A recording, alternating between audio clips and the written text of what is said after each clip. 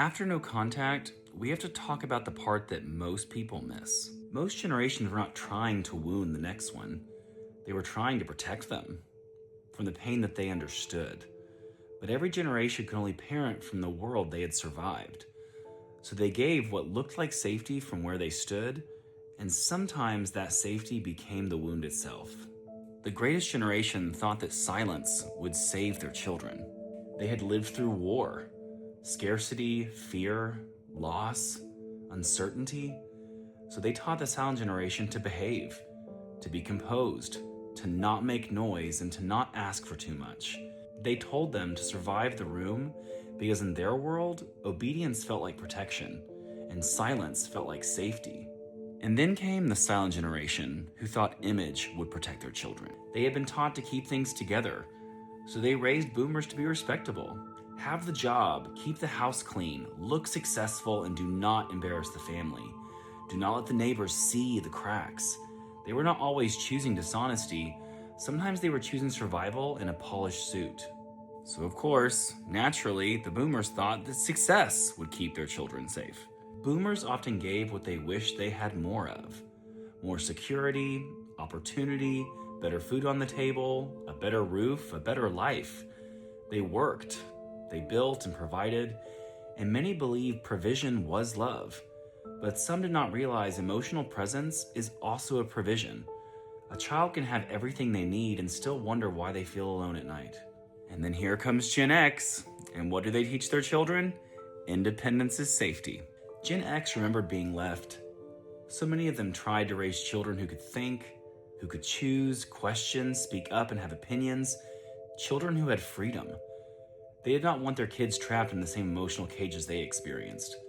But sometimes independence came with secrecy, avoidance, toxic positivity, and the old reflex of disappearing when things got a little too real and honest.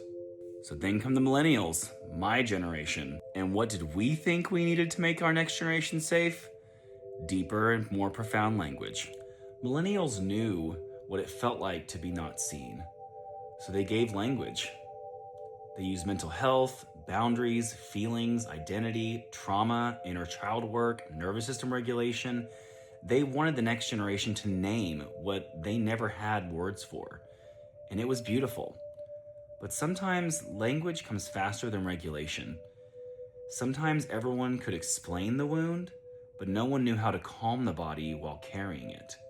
And then come everyone's favorites, the Gen Zs and the Alphas, and they changed the mirror completely. Gen Z believed exposure could break secrecy, so they named things publicly.